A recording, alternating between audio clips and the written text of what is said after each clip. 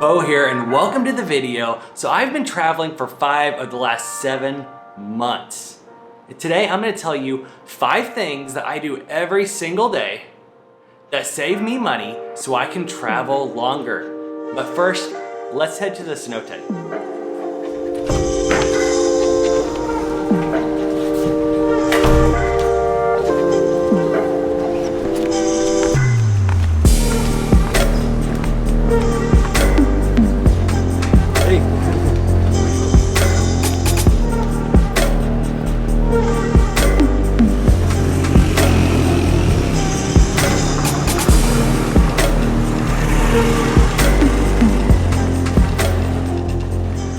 Wow, it's so hot here in Valladolid, and I think it might be about to ready to rain. But let's go over number 1.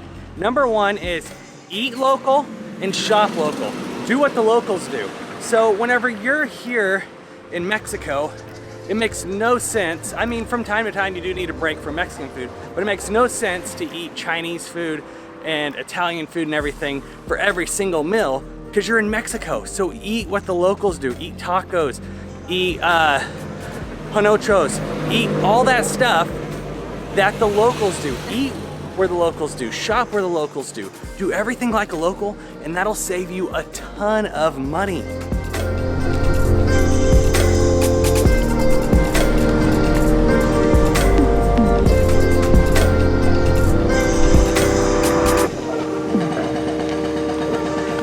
That was a epic fail. The cenote's closed for some reason. They're doing some work over here, like right next to it, so it may be closed just because they have a jackhammer and they may think it's gonna cave in or something. I don't know. But here's some footage that I filmed whenever I was here in February of it. Beau here, and welcome to Cenote Zaki.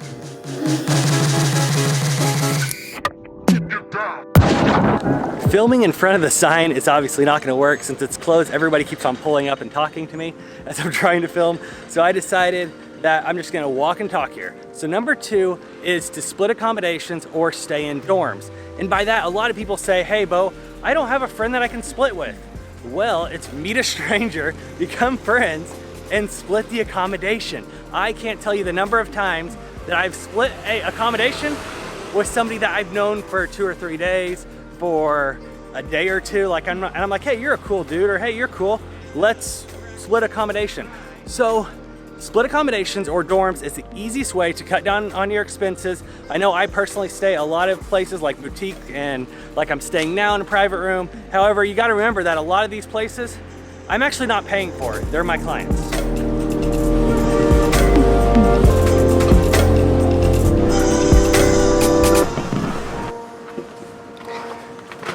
I normally don't buy alcohol in the middle of the day, but I had to do it for number 3, which is buy alcohol in stores rather than at the bar. I understand everybody likes to go out to the bar and have a drink or two. I like going to the bar and socializing and have a drink or two or whatever. But one of the biggest expenses I've seen with people that are on 2-week trips or whatever is next to accommodation. Sometimes it's alcohol, and it can be 3 to 4 the price in the bar as it is in the store. So if you are planning on going out, maybe have a couple drinks at the hostel previous to going out to the bar, that'll save you money. Only carry cash in your wallet. Don't bring your debit card, don't bring your credit card. So once you're out of money, you have to go home. So that's number 3, is buy your alcohol in the store and not at the bar. I go to the cenote and try to film, but it looks like it's gonna rain. It's starting to rain. My apologies, but I feel like this video has just been all over the place. Was gonna go to the cenote, it was closed, then it started raining on me. But hey, let's go over number 4. Number 4 is use local transportation. I know I see tons and tons of tourist buses and stuff like that that cost a lot of money compared to your local transportation, which if you're on a time crunch, that's perfectly fine. But if you're more of a long-term traveler like me, you need to be using local transportation so you can travel longer. I know, like, I use audio quite a bit, which really is, it's right on the borderline of local transportation and not, because in Mexico they have 2nd-class buses, they have 3rd-class buses, they have collectivos, they have audio, which is kind of the more the premier bus. I always take audio, but I'm always looking for those half-price tickets, so I'm actually spending the exact same as a 2nd-class bus, but I'm just taking the audio, which is the first class bus. So that's number 4 though, is use local transportation when you can. And a little side note, you can always walk there too.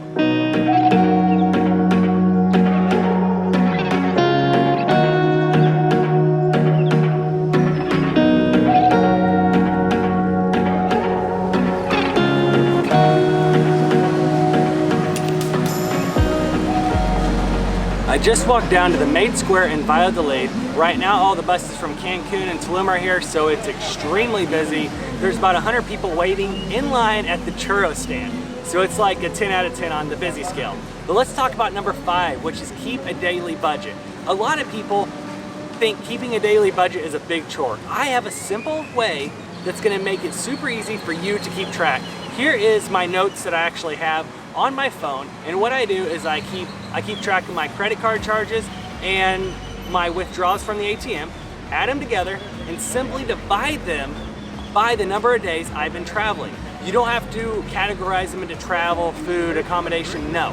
Just keep in your mind, whatever your budget is, mine is about 30 to 40 US dollars per day.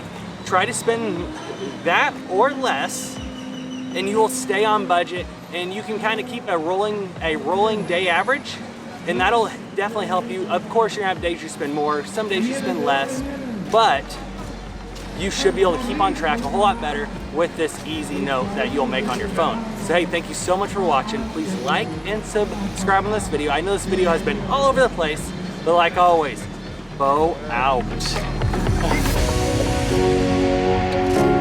I'm not sure what's going on today, but I must look extremely talkative because every single time I try to talk to the camera, people are coming up to me like, oh, hey, you're on YouTube, what do you do? And stuff like that, which is awesome.